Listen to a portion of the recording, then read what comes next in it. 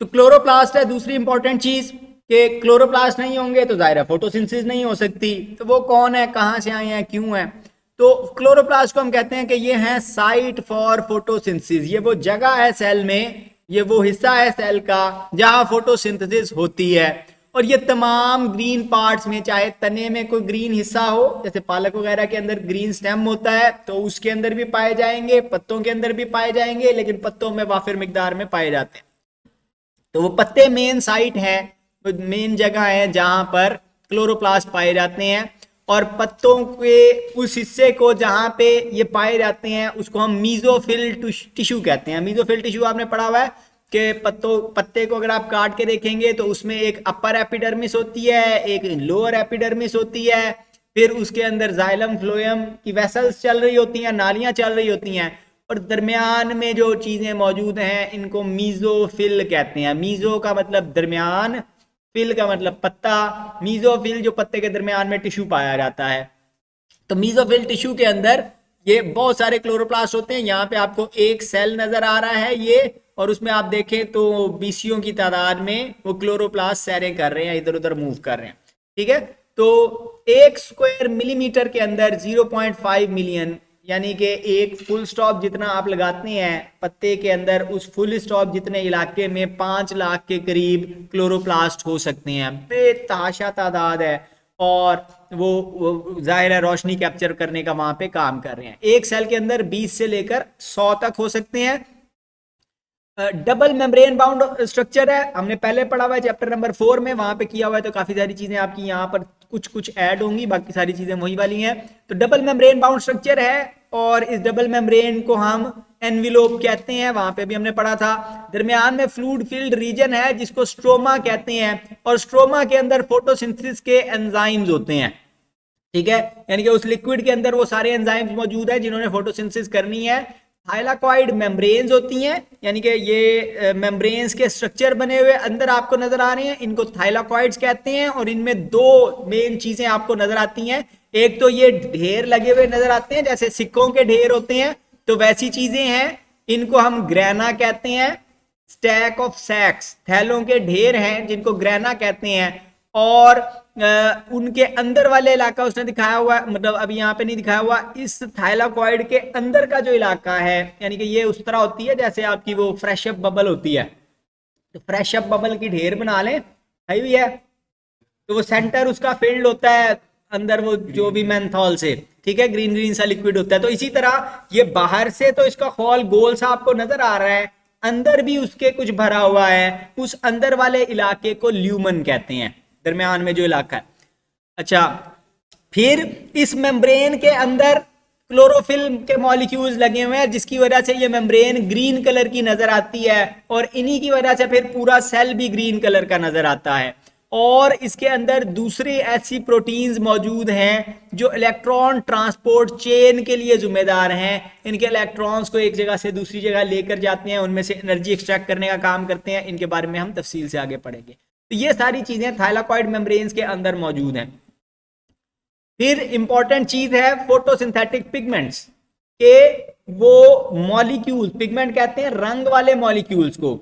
तो क्लोरोफिल का हमने नाम पढ़ा हुआ है, कुछ और फोटोसिंथेटिक पिगमेंट्स के नाम हम पहले कई दफा ले चुके हैं कि जी इनके अंदर कैरोटिनॉइड्स होते हैं, एलजी वगैरह की जब हमने बात की थी, और दूसरी ऐसी चीजें होती हैं। तो फोटोसिंथेटिक पिगमेंट्स कौन कौन से हैं उसके बारे में बात करेंगे। अब जो रोशनी आप अपनी आम आंख से देख सकते हैं वो अमूमन हम कहते हैं 350 से 750 नैनोमीटर वेवलेंथ की होती है, यानी कि इलेक्ट्रोमैग्नेटिक रेडिएशन का स्पेक्ट्रम बहुत ज्यादा है। लेकिन उसमें से एक छोटा सा हिस्सा, यहाँ पे आपको इलेक्ट्रोमैग्नेटिक रेडिएशन दिखाई हुई है, गैमा रेस से लेकर वो एम्पलीट्यूड, वो एफएम रेडियो, एएम रेडियो वाली वेव्स तक, ठीक है, वो मीटरों में उनकी वेवलेंथ होती है। यहाँ पे बहुत छोटी वेवलेंथ वाले हैं। तो अब उसमें से सिर्फ इतनी सी पट्टी है, ये जो दो लाइनों के दरमियान आपको नजर आ रही है, जिसको हम विजिबल लाइट कहते हैं, यानी कि हम इसको डिटेक्ट कर सकते हैं। दूसरे पास जानदार दूसरी वेवलेंथ को भी डिटेक्ट कर सकते हैं, लेकिन हम सिर्फ ये विजिबल लाइट को डिटेक्ट करते हैं, और पौधे इस विजिबल लाइट का कुछ हिस्सा एब्जॉर्ब कर सकते हैं। ठीक है, तो ये यानी कि वो बहुत ज्यादा एनर्जी का स्पेक्ट्रम है जो बेसिकली सूरज से हमारे पास आ रही है, और उसमें से थोड़ी सी हम इस्तेमाल कर सकते हैं। आपने वो कपड़ा रंगने के वो रंग देखे हुए हैं मुख्तलिफ तरह के, तो वो क्या होता है कि हमने मुख्तलिफ तरह के पौधों से, दरख्तों से, फूलों से वो उनके रंग निकाले हुए हैं। बेसिकली अंदर वो जो पाउडर आपको नजर आ रहा है वो केमिकल, उसकी नेचर डिफरेंट डिफरेंट तरह के हो सकते हैं, ठीक है, उनका केमिकल स्ट्रक्चर मुख्तलिफ हो सकता है, लेकिन उनकी खास बात क्या है कि हर रंग कोई मखसूस वेवलेंथ ऑफ लाइट को एब्जॉर्ब कर लेता है, यानी कि वो डिफरेंट वेवलेंथ उसके ऊपर पड़ रहे हैं 350 नैनोमीटर से लेकर 700 नैनोमीटर तक, लेकिन उसमें से कुछ रंग वो एब्जॉर्ब कर लेता है, जो रंग वो एब्जॉर्ब नहीं कर पाता वो रिफ्लेक्ट होते हैं और आपकी आंखों को नजर आते हैं वो रंग, ठीक है। अब फिर आपने कलर प्रिंट देखा हुआ होगा, ठीक है, या ये फ्लैक्स वगैरह देखे हुए होंगे, बैटर जो बने हुए होते हैं, तो जो डिफरेंट डिफरेंट रंग लगे हुए हैं वो डिफरेंट डिफरेंट पिगमेंट्स की वजह से वो नजर आ रहे हैं आपको, और वो क्या कर रहे हैं कि वो मुख्तलिफ तरह की रोशनी एब्जॉर्ब कर रहे हैं, जो रोशनी वो एब्जॉर्ब नहीं कर पाते वो रोशनी आपको नजर आ जाती है, वो बाकी बच जाती है। अब फिर आपने ये भी देखा हुआ है कि मिसाल के तौर पे जब बैनर को आप धूप में लगा दें तो वो साल बाद 2 साल बाद क्या होता है, 6 महीने बाद वो धूप में पड़ा पड़ा पड़ा पड़ा उसका रंग उड़ जाता है। क्यों उड़ जाता है? क्योंकि उसके ऊपर लाइट पड़ रही है, वो लाइट को एब्जॉर्ब कर रहा है केमिकल। जब वो केमिकल लाइट को एब्जॉर्ब करता है तो नतीजे में उसके पास एनर्जी आ जाती है, और उस एनर्जी की वजह से वो कंपाउंड, क्योंकि वो उस एनर्जी का कुछ कर नहीं सकता, वहां पे वो अकेला खड़ा हुआ है, तो वो जनाब वो एनर्जी की फोटॉन्स की बॉल्स उससे मार मार के वो अल्टीमेटली वो कंपाउंड टूट जाता है, उसका रंग खत्म हो जाता है, ठीक है। तो पिगमेंट्स वो कंपाउंड्स हैं जो एनर्जी को एब्जॉर्ब करते हैं, और जो कलर वो एब्जॉर्ब कर लेते हैं वो आपको वापस नजर नहीं आता, बाकी जो रंग वो रिफ्लेक्ट कर रहे हैं वो आपको नजर आते हैं। अब आपको कैसे पता लगेगा कि कोई कंपाउंड कौन सी लाइट को एब्जॉर्ब करता है और कौन सी लाइट को एब्जॉर्ब नहीं करता? तो उसके लिए हमारे पास होता है फोटोमीटर। फोटोमीटर आपको पता है, नाम से पता लग रहा है लाइट को नापने वाला आला है, ठीक है। अब उसको आगे हमने ऐड किया। फोटोमीटर एक सिंपल सी डिवाइस होती है कि आप एक एलईडी है, छोटा सा वो एलईडी बल्ब होता है, उसके ऊपर आप रोशनी डालें, जितनी रोशनी डालेंगे उतना ज्यादा वो करंट, यानी कि वो ऐसा स्विच है जिसके ऊपर रोशनी पड़ने से उसकी रेजिस्टेंस कम या ज्यादा होती है, फिजिक्स में आपने पढ़े हुए हैं। तो क्या होता है कि जब उसके ऊपर रोशनी ज्यादा पड़ेगी तो उसकी वजह से उसकी रेजिस्टेंस कम हो जाएगी, ज्यादा करंट गुजरेगा, उसकी वजह से वहां पे रीडिंग आ जाएगी कि जी इतनी तेज रोशनी पड़ रही है, आपको लिखा हुआ नजर आ जाएगा। अब हमने इसको क्या किया, हमने इसको स्पेक्ट्रोफोटोमीटर बना दिया। स्पेक्ट्रोफोटोमीटर क्या करता है कि आप मुख्तलिफ स्पेक्ट्रम की लाइट डाल सकते हैं, मुख्तलिफ रंगों की रोशनी डाल सकते हैं, और वो चेक कर सकता है कि कौन सा वाला रंग ज्यादा एब्जॉर्ब हो रहा है, कौन सा वाला रंग कम एब्जॉर्ब हो रहा है, ठीक है, या जो रोशनी पड़ रही है उसमें से कौन सा रंग ज्यादा है, कौन सा रंग कम है, ठीक है। तो ये एब्जॉर्ब्ड लाइट को मेजर करने के लिए एक आला होता है हमारे पास। डिफरेंट पिगमेंट्स की आप वेवलेंथ, मतलब डिफरेंट पिगमेंट्स को उसमें रख के आप चेक कर सकते हैं, उनके एब्जॉर्प्शन स्पेक्ट्रम बना सकते हैं। जो ग्राफ बनता है, यानी कि आपने एक रखा जनाब, मसलन आपने क्लोरोफिल ले लिया, क्लोरोफिल एक टेस्ट ट्यूब में डाला और वो लेकर आपने उसके ऊपर रोशनी डाली।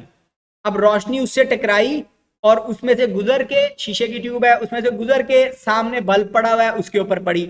अब वो कौन कौन सी लाइट आप यहां से डाल रहे हैं और वहां पे कितनी लाइट पहुंच रही है, ठीक है। अगर तो वो उसको बिल्कुल एब्जॉर्ब नहीं करता तो जितनी लाइट आप डाल रहे हैं उतनी आगे पहुंच भी जाएगी। अगर वो लाइट को बीच में से एब्जॉर्ब कर लेता है तो उतनी लाइट आगे नहीं पहुंचेगी। तो आप पहले मसलन आप 300 नैनोमीटर की लाइट डालें, फिर 400 नैनोमीटर की डालें, फिर 500 नैनोमीटर की लाइट डालें, फिर 700 नैनोमीटर तक सारे रंगों की लाइट उसके ऊपर डालते जाएं और फिर चेक करते जाएं। अब यहाँ पे आपको रंग दिखाए हुए हैं। 400 नैनोमीटर वाला जो है वो पर्पल सा रंग नजर आ रहा है, 500 नैनोमीटर वाला ब्लूइश ग्रीन सा रंग नजर आ रहा है, 600 नैनोमीटर वाला येलो रंग नजर आ रहा है, 700 नैनोमीटर वाला रेड रंग नजर आ रहा है। तो आप मुख्तलिफ रंगों की रोशनी उसके ऊपर डालेंगे और फिर चेक करेंगे कि उसने एब्जॉर्ब की है या नहीं की है, और फिर आप ग्राफ बनाएंगे कि कौन से वाले पे ज्यादा एब्जॉर्ब की है, कौन से वाले रंग को कम एब्जॉर्ब किया है। तो ये जो ग्राफ बनेगा इसको हम एब्जॉर्प्शन स्पेक्ट्रम कहते हैं। ये किसी कंपाउंड ने कौन कौन सी वेवलेंथ एब्जॉर्ब की हैं उसका ग्राफ। और ये इंतहाई अहम शॉर्ट क्वेश्चन है, बार बार पेपर में पूछा जाता है। एब्जॉर्प्शन स्पेक्ट्रम और एक्शन स्पेक्ट्रम, इनका फर्क पूछा जाता है, बेतहाशा दफा पेपर में आया। अच्छा, अब थाइलाकॉइड मेम्ब्रेन पे अकेला क्लोरोफिल मौजूद नहीं होता, उसके ऊपर मुख्तलिफ तरह के केमिकल कंपाउंड्स मौजूद हैं जो मुख्तलिफ मुख्तलिफ रंग एब्जॉर्ब कर रहे हैं, यानी कि वो अकेला बंदा फोटॉन्स कैच करने के लिए वहां पे नहीं खड़ा हुआ, मतलब सूरज वहां से गेंदें करा रहा है उसे, तो वो जनाब अकेला बैठ के नहीं खेल रहा, बल्कि उसने पूरी टीम बनाई हुई है, 5-6 है, कोई छोटे कद वाला भी रखा हुआ है कि नीचे बॉल आए तो मैं कैच कर लूं, कोई बड़ा लंबा भी रखा हुआ है कि ऊंचा कैच होगा तो मैं पकड़ लूंगा, तो वो पूरी टीम बन के कैच करते हैं फोटॉन्स को। ठीक है, तो डिफरेंट पिगमेंट्स हैं।